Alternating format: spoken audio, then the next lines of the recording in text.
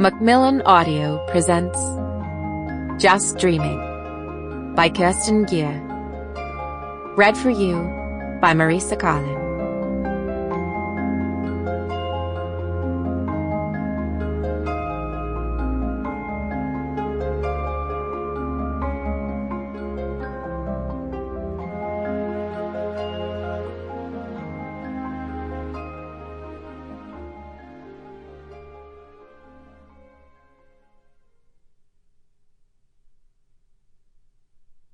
All that we see or seem is but a dream within a dream. Edgar Allan Poe. So let's talk about your demon. Have you heard his voice this week? He leaned back, folded his hands over his stomach, and looked expectantly at her. She peered back at him out of those unusual turquoise-colored eyes that had captivated him from the first. Like everything about her as it happened. Without a doubt, Annabel Scott was the most attractive patient he had ever treated, but that wasn't what fascinated him so much. It was the fact that even after so many hours of therapy, he still couldn't figure her out. She always managed to surprise him, to get him to drop his guard, and he hated it. Every time she made him feel he was inferior to her, he was upset. After all, he was the qualified psychotherapist, and she was only 18 years old and severely disturbed. But it was going well today. Today, he was in control. "He's not my demon," she replied, looking down. Her eyelashes were so long that they cast shadows on her cheeks. "And no, I haven't heard anything, or sensed anything." "Then that makes it, let's see, 16 weeks since you saw or heard the demon, or sensed his presence. Am I right?"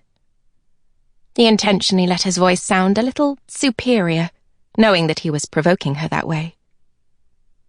"Yes," she said. He liked her meek tone of voice and allowed himself a small smile. "So why do you think your hallucinations have gone away?" "I guess it could be." She bit her lower lip. "Yes, speak up." She sighed and put a strand of her gleaming golden hair back from her forehead. "I guess it could be the pills," she admitted. "Very good." He leaned forward to scribble a note. A.K. D.S. V. H.R. V.K. They were nonsense abbreviations. He was just making them up as he went along. Because he knew that she was reading them upside down and trying to work out what on earth they meant. With difficulty, he suppressed a triumphant grin. Yes, she had certainly aroused a sadistic streak in him, and yes, he had given up the proper professional approach to treating her long ago. But that didn't matter to him. Annabel was no ordinary patient. He wanted her to acknowledge his authority at long last. He was Dr. Otto Anderson. And one day, he would be medical director of this psychiatric hospital, the institution where she was presumably going to spend the rest of her life. "Pills are essential in the treatment of a case of polymorphous psychotic disorder like yours," he went on as he leaned back again, relishing the expression on her face. "Therapeutically, however, we have done much more than that. We have identified your childhood traumas and analyzed the causes of your false memories." That was a great exaggeration.